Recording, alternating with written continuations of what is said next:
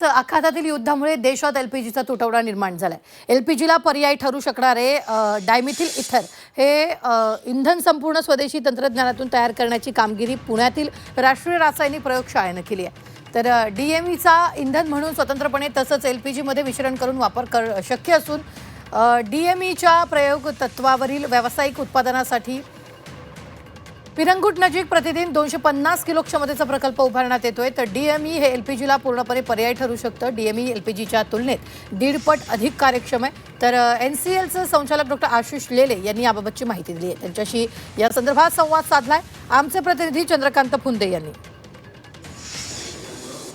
आपल्याला माहिती सध्या आखाती युद्धामुळे पूर्ण देशभरात एलपीजीचा तुटवडा निर्माण झाला आहे। म्हणून कमर्शियल गॅस जो आहे एलपीजी त्याचं वितरण थांबवलेलं आहे। त्यामुळे सगळीकडे सध्या भारतामध्ये एलपीजीचं केओस स्थिती। पण ह्या एलपीजीला पर्यायी इंधन एनसीएलने शोधून काढले, अर्थात डायमिथाइल इथर डीएमई।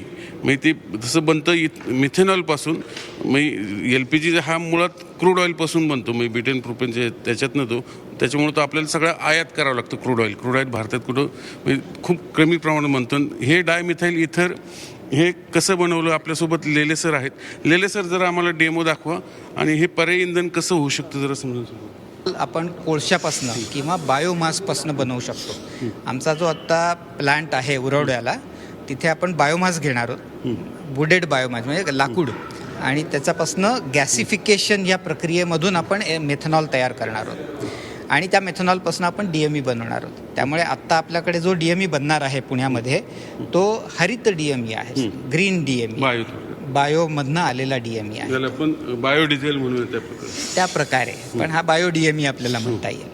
तर तो आपण त्याप्रमाणे हा हरित इंधन असं म्हणू शकतो। मी जसं एलपीजी गॅस बनतो ब्युटेन आणि प्रोपेनपासून, पण आता आपल्याला माहिती एलपीजी शॉर्टेज आहे।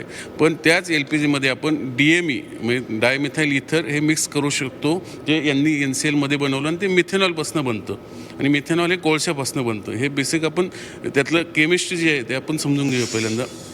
त्यातली केमिस्ट्री आहे की एल पी जीचं शॉर्टेज कमी करण्यासाठी डीएमई वापरता येऊ शकतं। व्हिडिओ जर्नलिस्ट विकी कांबळेसह चंद्रकांत फुंदे, झी मीडिया, पुणे।